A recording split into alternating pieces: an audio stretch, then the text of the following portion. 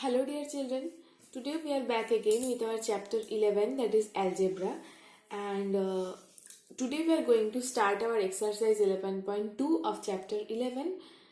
As we have already completed till exercise 11.1, that's why today we will discuss about 11.2, and in exercise 11.1 question number 11, if you have not done it yet, then please just inform me through the comment section or in my WhatsApp number so that I can easily understand who have done this and who have not done this, and I will just do this sum in the video. Okay, now one more thing I would like to say, that the views of the videos are getting decreased. So all of you are not watching the videos properly, and also the average view duration is also very low. That's why I'm telling to everyone that please watch the video properly and completely. Don't just finish watching within 3 to 4 minutes.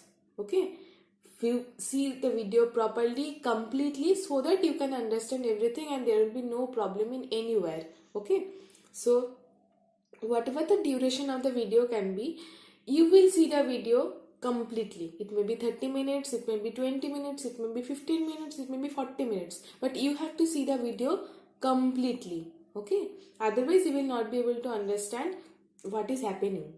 And one more thing, some of you are not submitting the homework properly, so whatever the homeworks I am giving in the videos, please watch them properly and do also. Okay, and if anyone is not able to do the homework or not able to see the video properly, then please mention the reason behind that to me. Okay, so in question number 1 of exercise 11.2, it is written, the side of an equilateral triangle is shown by L. Okay, express the perimeter of the equilateral triangle using L. Now in case of equilateral triangle, suppose this is an equilateral triangle, means it's all the sides are equal in length. So this side will be L as well as this one as well as this one. Okay, so what is the perimeter of any kind of closed figure? Obviously, the perimeter of the equilateral triangle will be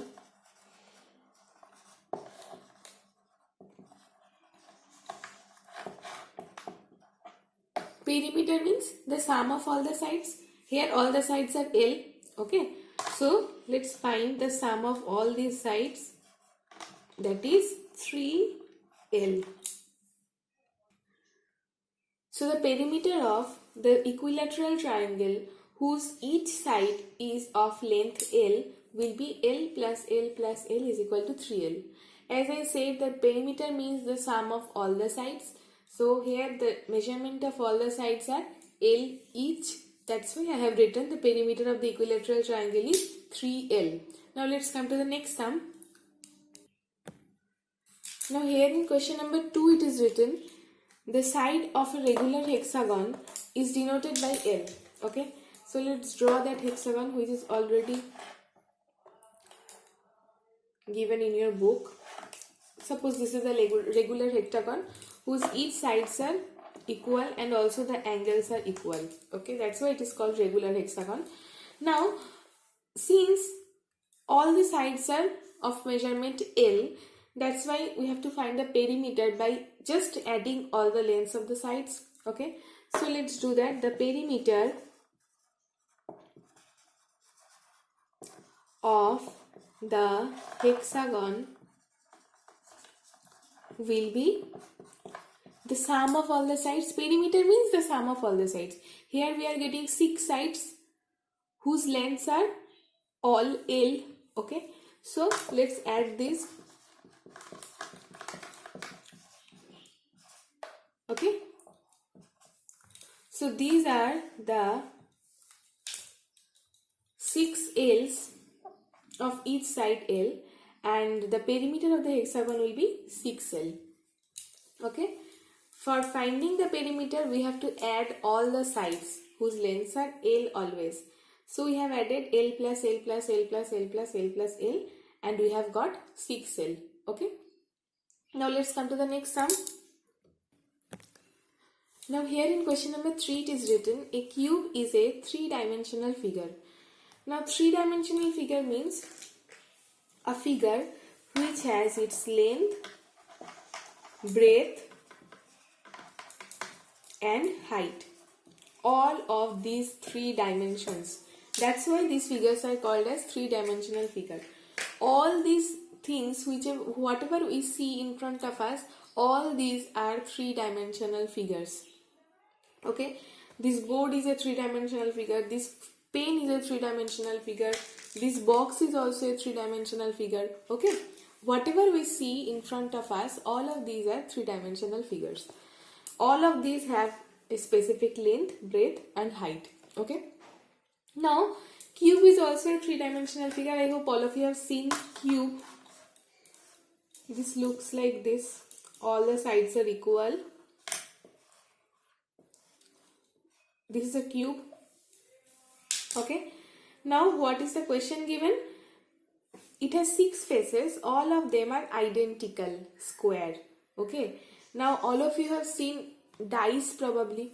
Okay, in a dice all the sides or all the faces of that dice is completely same and all of these are squares. Okay, now in case of cube, all the faces of it are squares.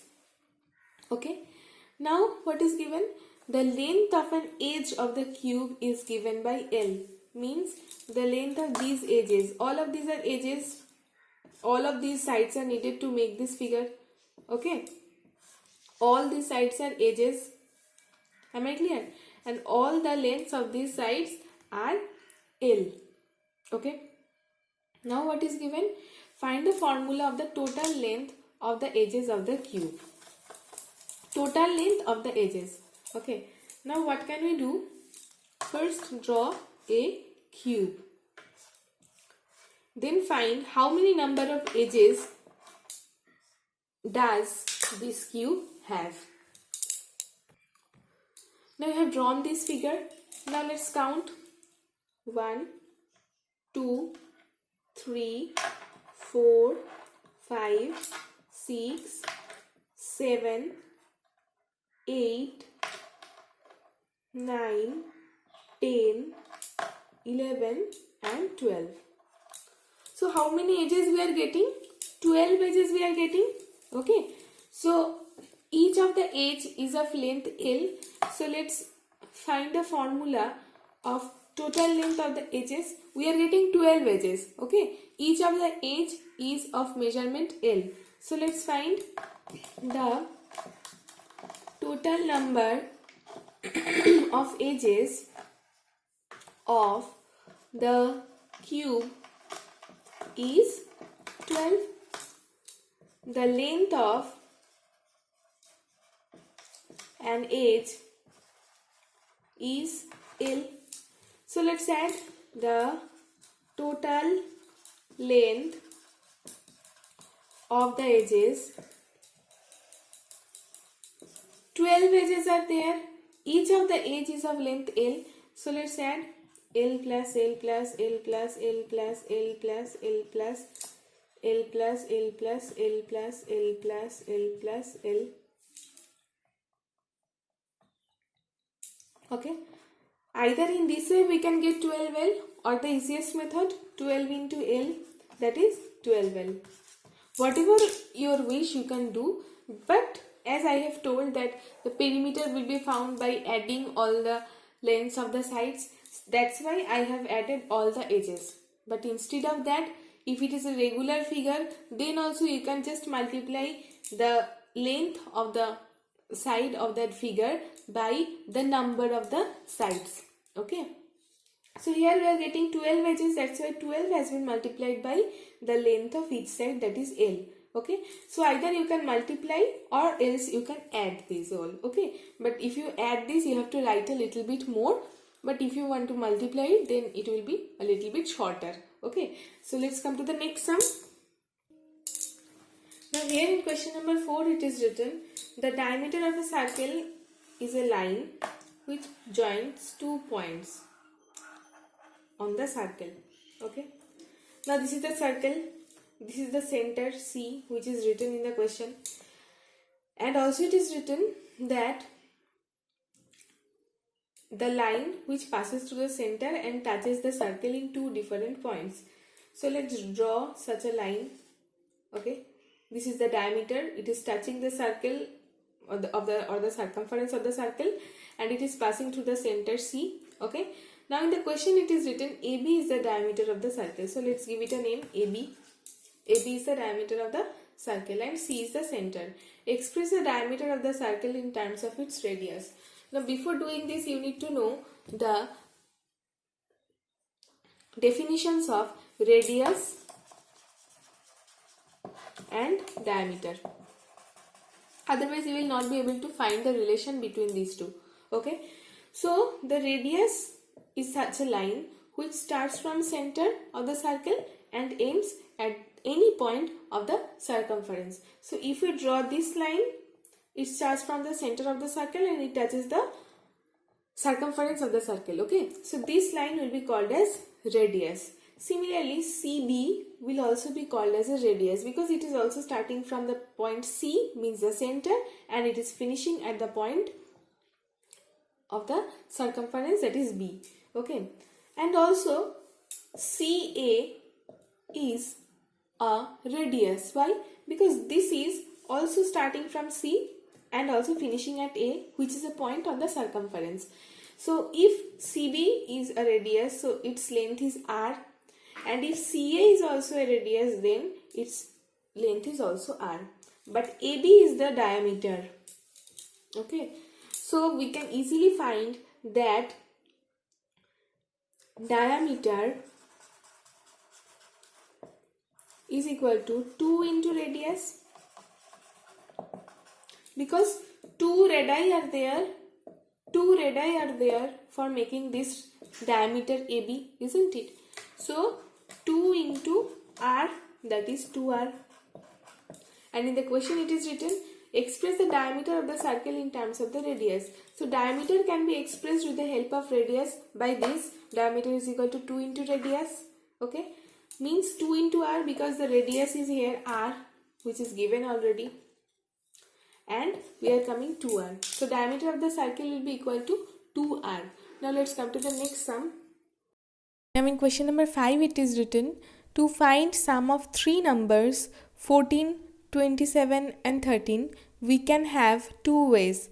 We may first add 14 and 27 to get 41 and then add 13 to it to get the total sum 54, or we may add 27 and 13 to get 40 and then add 14 to get the sum 54. Okay, both the ways are given here.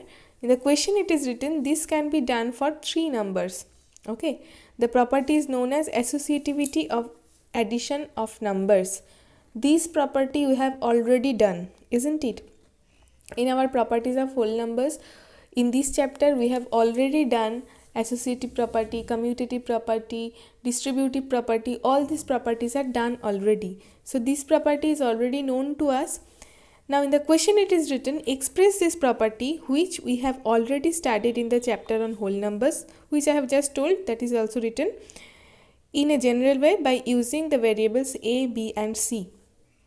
Now the thing is, however we have learnt it, that was with the help of A, B and C. Okay, after writing A, B and C, we have just replaced the values of A, B and C by different numbers. But we have added A plus B within bracket plus C is equal to A plus within bracket B plus C. In this way we have done this sum. Okay, so I hope all of you can do it yourself. So question number 5 will be your homework. Okay. Now since today we will be able to do another exercise, that is 11.3, at least we can start it, because 11.2 was a very small chapter. Okay, so in my next video I am showing the exercise, or we are starting the exercise 11.3. okay, till then keep practicing and do this homework of question number 5. Okay, bye everyone, stay safe.